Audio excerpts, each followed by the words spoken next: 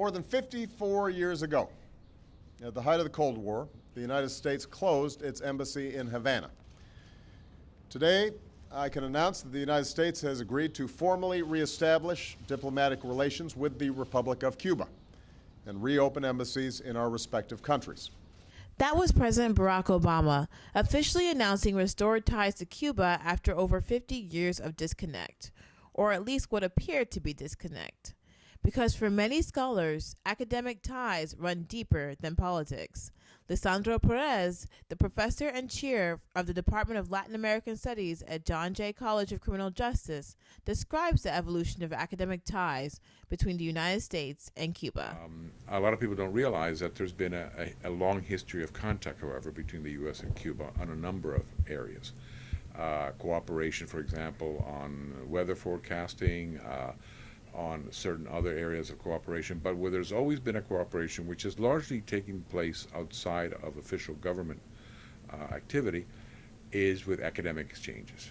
And there's been a long history of U.S.-Cuba academic exchanges between scholars in Cuba, universities in Cuba, research centers in Cuba, and their counterparts in the United States. And it was something that actually goes back to the 1970s.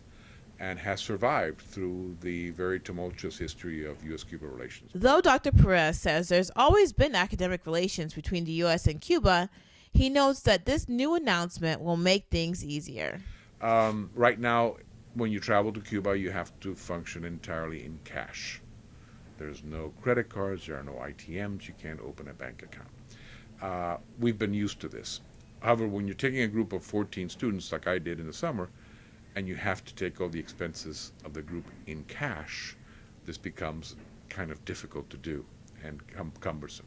I'm hoping that what the president announced back in December, that it would facilitate money transactions, credit card use, ATMs, that kind of thing, that can be done. That would make it easier. The other thing that would also make it very easy, or that would facilitate that, something that hasn't happened, is that U.S. government programs for international cooperation could be extended to Cuba. So, for example, the Fulbright program, the Benjamin Gilman scholarships, all of these scholarships for study abroad by U.S. students cannot currently be used for study in Cuba. Now that everyone is aware that the doors to Cuba are open, eager universities and students are lining up to get a peek into the country. But due to high demand and low supply, that wait might be a bit longer than expected. Cuba. The problem is that you've got hundreds and hundreds of U.S. universities, and you've only got, I wouldn't say a handful, there's about 60 institutions of higher education in Cuba, but very few of them with the experience and the possibilities to actually do international exchanges.